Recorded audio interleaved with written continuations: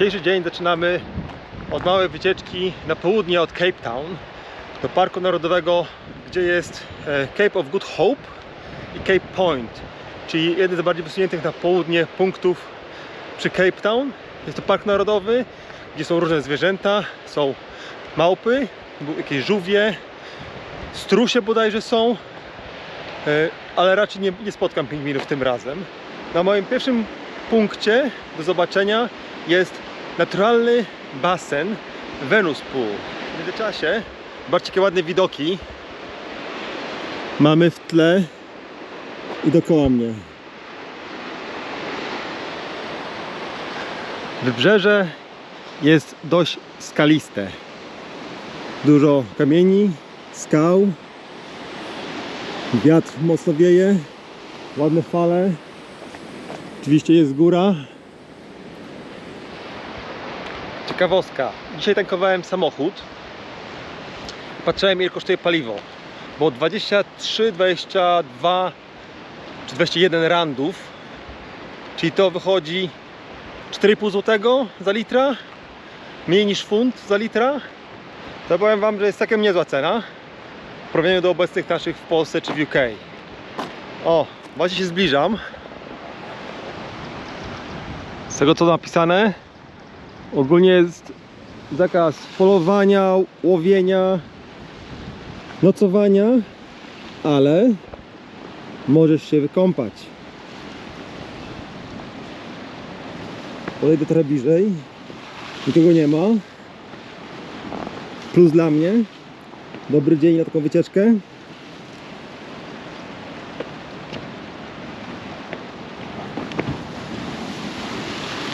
Woda ładnie uderza o skały. Średnio pachnie. W końcu wilgoć tutaj na skałach zostaje.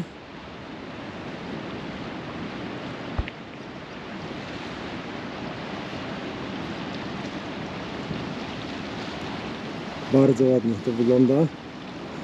Sam się nie skuszę na kąpiel. Podejdę bliżej, tylko zobaczyć, czy jest zimna woda. Założę się, że jest.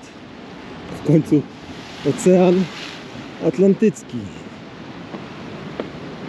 Muszę uważać, jak idę, żeby się nie wyrżnąć. Standardowo jest i woda.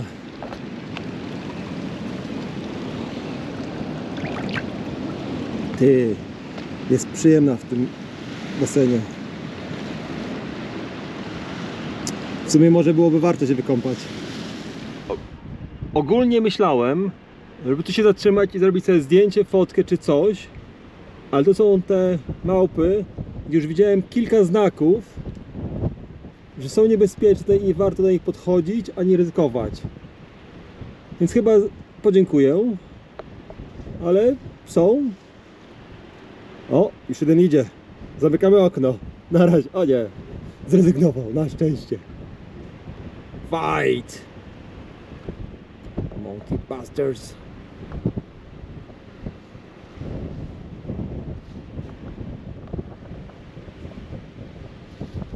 Smacznego. Cześć.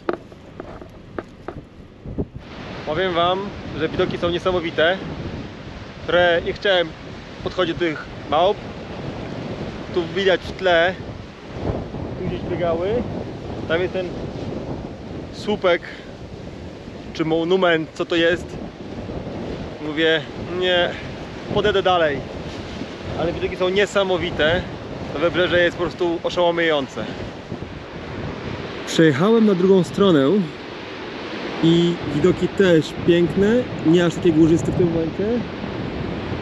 Plaże bardziej piaszczyste. Oprócz tych pięknych widoków, jak wspomniałem, trochę zwierząt. I właśnie zobaczyłem, że są strusie w tym miejscu. Widzicie? Wolno żyjące strusie. Trochę wieje, jest mi ciężko dobrze coś nagrać, ale są, ale jaja. Witamy w przylądku Dobrej Nadziei. Wieje, to mało powiedzieć. Jest trochę ludzi, ale kurna, że ludziom chce do góry się iść, może też pójdę. Co, ja nie pójdę? No to pójdę. Ale jest zimno. Są 23 stopnie, ale przy tym wietrze to czuć, że jest chłodno. Nie mam nic długiego na sobie, długich rękawków, ale damy radę. W końcu po to tu jestem. Ogólnie nie jest źle. W niektórych miejscach są drewniane schodki, w innych kamienie i po kamieniach.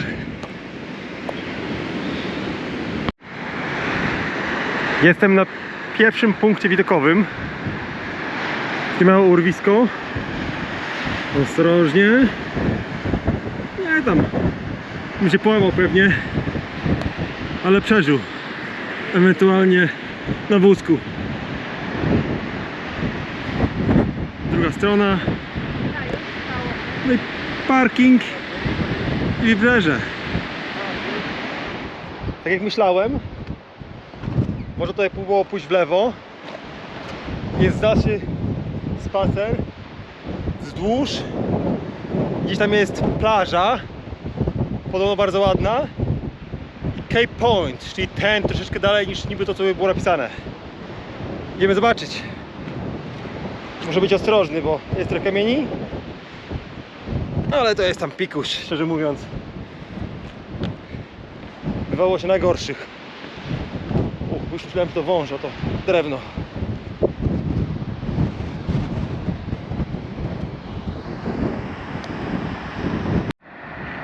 I jest i ona. Plaża. Nawet są osoby na plaży, widzę. Ale się nikt nie kąpie. No, nie dziwię się. Kurda. O kurde. Nie było jak nawet stać, bo wiało. Spoko. Ale plaża bardzo ładna. Bardzo. Normalnie czuję się w jakimś filmie Piratów z Karaibów czy coś. Tak to wygląda. Co jest ciekawe, nawet tu w tym parku mają bardzo dobre drogi. Więc się spoko jedzie. Jest dojazd do każdego prawie miejsca. W niektórych miejscach są znaki, że autobusy czy wany nie mogą jeździć, bo są po prostu węższe, ale ogólnie samochód wszędzie i do dobrej jakości wszystko jest.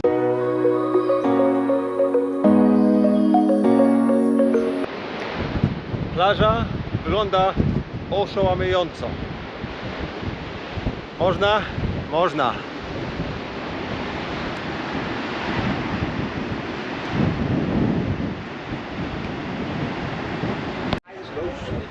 Doszedłem do tego Cape Point. Jest sporo ludzi, autobusów. Właśnie zobaczyłem, że tu taka mała kolejka tutaj jeździ na górę. Bilet powrotny 105, to jest 4 funty, 20 zł? To nie jest źle. Pensioner, no nie, chyba taki jeszcze stary nie jestem. Dobra, zaraz pomyślę, idę do sklepu. Są ładne widoki, z 15-20 minut ktoś mi powiedział, więc się przejdę. Kupiłem sobie loda i mogę iść. Doszedłem do latarni, jest na samej górze, dużo schodów było, ale byłem szybciej niż sobie, które jechały tym małym pociągiem, cokolwiek to jest, kolejką. To nie jest, to jest jak pociąg prawie, nie? Tu mam widok wybrzeża z tej strony.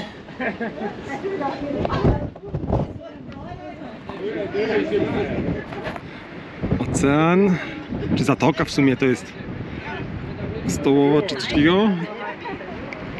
No chyba pójdę tam, na najdalszy punkt jaki jest. Jeszcze obejdę z drugiej strony. O!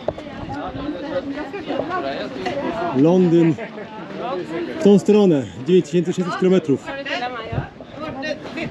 Kawałek drogi.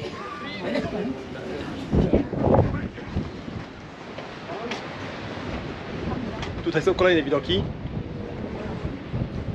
Tu gdzieś tutaj za tym, za tą górą stoi mój samochód. Ja przedem to całą trasę wzdłuż wybrzeża, plaży tu pod górę i wszedłem na latarnię.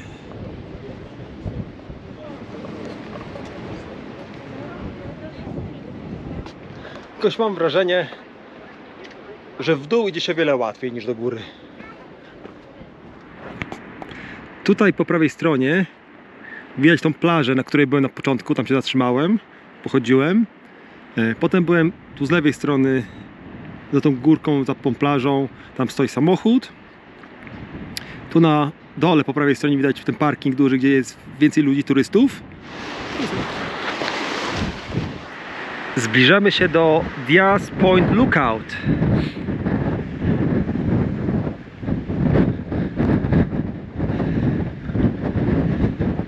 Spacer przy krawędzi z widokami na wybrzeże.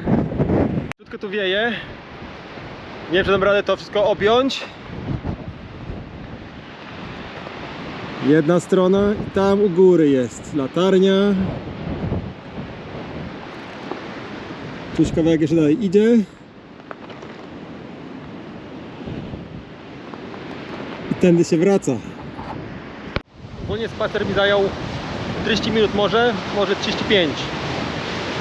Czy powrotny oczywiście. A tutaj macie kolejne strusie. Tak dziwnie jedzą. Tak głową macha.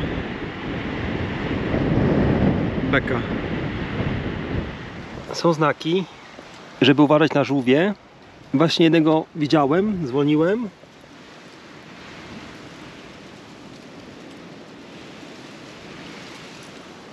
Idę dalej. Zostawiam go, bo się boi, widać. Tak właśnie wygląda znak uwaga na żółwie. I te żółwie dokładnie tak wyglądają. Ogólnie tu jest limit prędkości 40 km na godzinę. To właśnie z tego względu, że przychodzą żółwie, małpy czy strusie. Dojechałem na kolejny punkt widokowy. Po drodze miałem żółwia. Kurde, sobie zrobili znaki. No musi być jakiś powód, że pewnie są, ale nie wiadomo, czy teraz są. No i był jeden fajny, maleńki żółwik. Ale przez to, że on wcale taki wolny nie był. On popierdzielał przez tą ulicę, mówię, kurna, ale on zasuwa. No i ale stanął z boku, schował się w krzaczkach, bał się po prostu, tak? I nagrałem go i poszedłem dalej. Nie było co mu przeszkadzać. Punkt widokowy.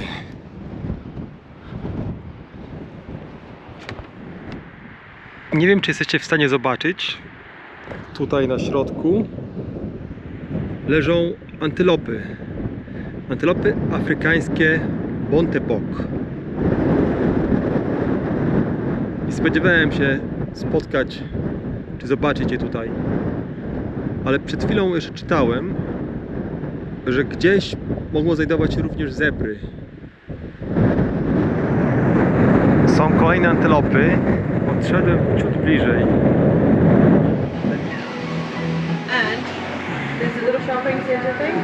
I trafiłem do lokalnej restauracji, dom wiejski, który ma 250 lat. I mają piwa w lokalnej piwiarni. I sobie to spróbuję.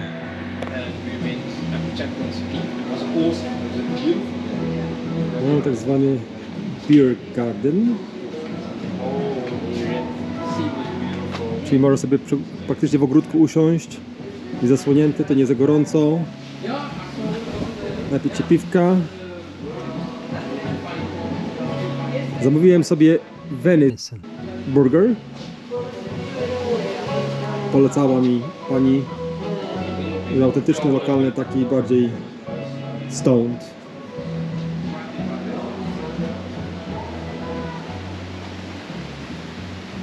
No i mają grilla.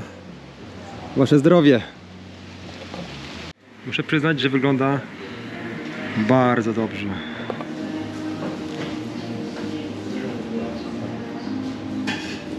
Pięknie. No to smacznego. Ale musiałem się zatrzymać, żeby coś wam pokazać. Tak jak żyje duża społeczeństwo tego kraju, to żyje właśnie w ten sposób. Budynki metalowe to nawet tego nie można nazwać budynkiem, po prostu zwykły szałas, położone parę blach razem, żeby na głowę nie padało, słońce nie świeciło. Patrzcie, cała taka mała dzielnica, wioseczka, dokładnie tak mieszkają. Syf, brud, niestety.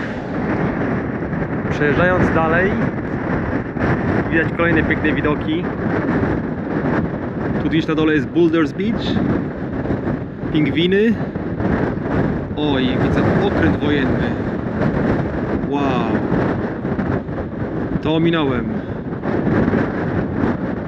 Bardzo ładnie. I to wiecie wszystko z jednej strony, a z drugiej strony te baraki, które przed chwilą widzieliście. Mamy już kolejny dzień. Zaczynamy go w placówce, która podnosi świadomość na temat gepardów. Próbuje chronić gepardy i zajmuje się nimi. Mam nadzieję, że będzie to ciekawe miejsce. Przed chwilą otworzyli. Znajdujemy się na południe od Cape Town, jakąś ponad godzinę drogi. Dzisiaj będziemy jechać dalej wybrzeżem na południe do mniejszych miejscowości. Wejściówka była oszałamiająco droga. Zapłaciłem 2 zł. Niesamowite. Jest to dość małe miejsce. Jest kilka klatek. Na płotach znajdują się informacje na temat tych osobników, które są trzymane w danych klatkach. Klatki mają dość spore. Oczywiście zabezpieczone także z góry, żeby nie mogły wyjść. O! Grace. Jest caracal. To jest kot, podobny do rysia. Nie jest to gepard. Ogólnie jest to dziko żyjący kot i nazywają go rysiem stepowym.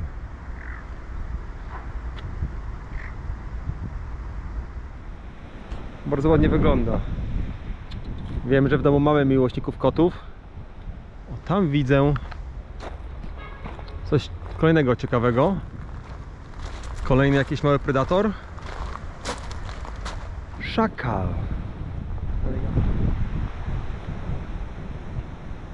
Super. Wygląda na to, że zbliżamy się do gepardów. Jest tutaj klatka,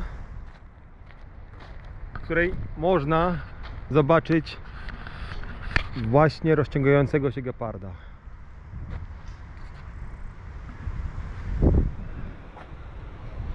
Tu jest też napisana historia miejsca, w którym się znajduję. Jest to bardzo nowoczesna dzielnica. Dosyć bogata. Są sklepy, nowoczesne bloki, domy.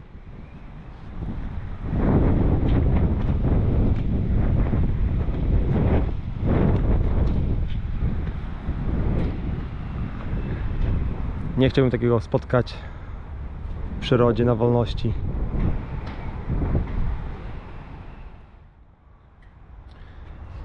Tu jest trochę informacji na temat gepardów, które straciły ponad 90% swojej ziemi, i zwłaszcza przez ludzi, którzy używają to do hodowli różnych zwierząt. Jest to największe zagrożenie dla nich. Na świecie żyje 7100 osobników, RPA 4190. Całkiem groźnie wygląda taki gepard. Miałem szybką rozmowę z osobą, która tutaj pracuje. Mają tutaj 7 gepardów. W jednej klatce, w drugiej klatce 3 gepardy w największej klatce. To jest ten pierwszy gepard, którego już widzieliśmy. Chadza sobie tutaj przy płocie i obserwuje. Tutaj jest kolejny również.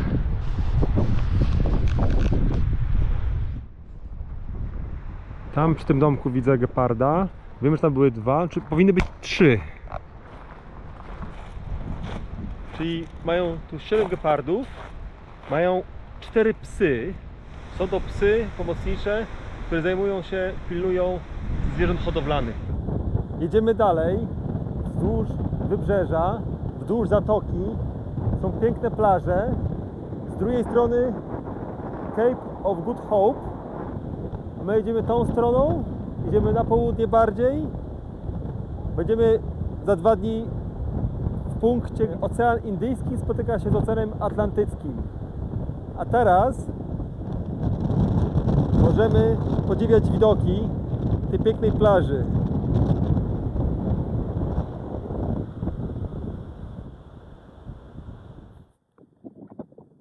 Kupiłem sobie kawę, taką latte za 1,5 funta, czyli cenowo takie serwisy są dosyć tanie, więc nie jest źle. Produkty kosztują podobnie, ale sama kawa w takim miejscu, to jest kawiarnia, taki przyczepa i całkiem smaczna ta kawa tutaj jest. Muszę przyznać, że smakuje mi. Tak przy okazji, będąc na tym wybrzeżu, tak relaksując się troszeczkę, opowiem wam anegdotę, którą słyszałem. Taką małą ciekawostkę. Siedzę w samochodzie, jadę samochodem i słucham radia. I słucham radia, gdzie rozmawiają o tym kraju, o tym regionie, o polityce, o problemach, o gospodarce, o tym, co należy zrobić i pytają się ludzi. I ludzie dzwonią, odpowiadają na różne pytania. Jeden z ciekawszych tematów, który maglują od rana, to jest wprowadzenie jakiegoś prawa, że można mieć kilka żon. I dyskutują na ten temat. Jedna osoba mówi, że to jest nie fair, że mężczyzna może mieć kilka żon, a kobieta nie może mieć kilku mężów. No ale tego, co ktoś inny mówił, że tak prawnie do końca nie jest, technicznie nie jest to zapisane i że można by pewnie mieć kilku mężów również. Tylko problemem jest to, że jest to nieakceptowalne przez społeczeństwo. Ale prawnie pewnie by przeszło. Inna rzecz, jak dzwoniła kobieta, co bardzo mnie uśmiało, że jest za tym, żeby mieć kilka żon. Uważam, że to jest dobra rzecz, bo przy obecnych kosztach utrzymania życia dziecka, utrzymania dziecka, wychowania dziecka, to po prostu jest kolejna para rąk do pracy i zarobków. Zamiast małżeństwa tata i mama, są 2 mamy i 3 osoby, które są w stanie dołożyć pieniędzy do utrzymania domu i rodziny. I mówiła to całkowicie serio i ona bardzo chyba za tym była. Taki punkt spojrzenia. Kolejną rzeczą, którą dyskutują dosyć często i mocno, to są relacje z USA i tym, co Trump powiedział, że anulował jakąś wspomogę na leczenie HIV. Przez to, jak oni traktują tutaj białych. Witam z małowniczego miejsca na plaży Strand. Tu za tymi wydmami jest plaża, ładny piasek, wieje i zobaczcie, jakie ładne budynki dookoła, otoczone górami i ludzie jak sobie mieszkają. Powiem wam, że piękna sprawa. Obecnie jest 31 stopni. To jest ciepło, nie czuć tego gorąca, bo wieje. No ale już sobie trochę spaliłem tutaj czoło, no ale to nic, zdarza się. Teraz kawałek przejdę, pokażę wam, jak to wygląda. Pięknie czysty piasek. Standardowo wieje, pewnie nie słychać teraz, bo nie wiem, czy zauważyliście. Załatwiłem sobie mikrofon, więc powinno mnie lepiej będzie słychać. Tak trochę przypomina to Łebę. Wydmy, piękny piasek, tylko że to jest cieplej. Właśnie minąłem starszych państwa, się śmieją dokładnie o tym samym. Mówią, no nie idziemy dalej, bo nas zawieje. Jest po prostu zbyt wiecznie. Piasek obija się o ciebie, oczywiście tu na łydkach, jak wali prosto ci w nogi. Mini masaż. Wczoraj byłem z drugiej strony tej zatoki, właśnie tam.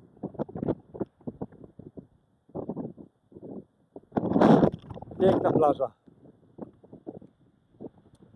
Ale nie ma już ani jednej żywej duszy.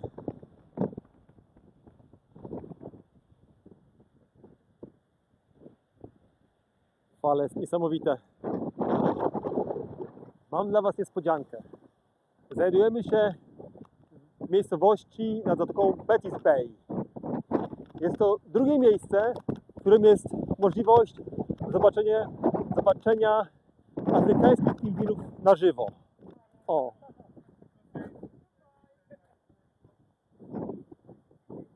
Jest. Nie śpi mały. Dobra. Możecie zobaczyć pingwiny po lewej stronie. O, uważaj młody. Cię wyrżnął, ale to nic. Jest twardy.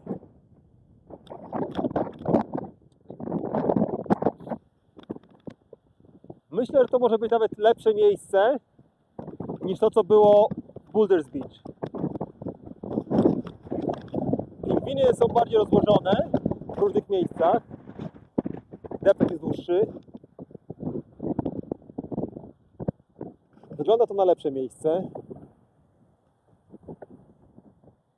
Jest chyba więcej pingwinów, większy dystans. No i zaskakująco o wiele tańsze.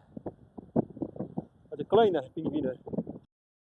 Pingwin toniec, nazywany też pingwinem przylądkowym, jest jedynym afrykańskim gatunkiem pingwina.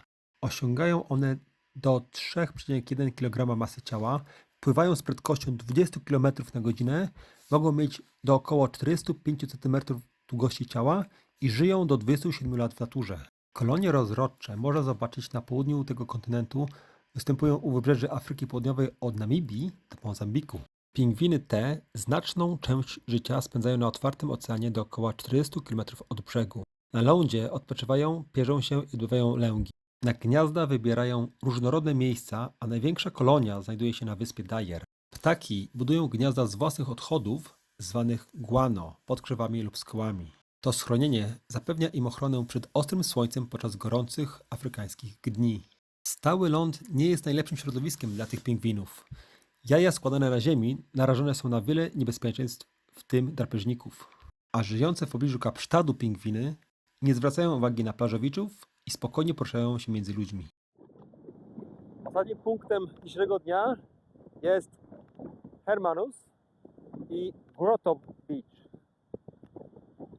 Jest na południowej części miasteczka Hermanus i to jest ostatnie miasteczko, w którym się będę. Ostatnie to jest Gansby, w którym będę nocować. Jest kawałek dalej na południe. Jest w miejscu, gdzie mam jutro poranną wycieczkę, gdzie będę pływać z rekinami. Mam nadzieję, że wszystko pójdzie ok. Rekiny powinny też być. Myślę, że mnie nie zjedzą, bo będę w klatce. Będzie to ciekawe wyzwanie. Kolejna piękna plaża. Kolejne piękne widoki.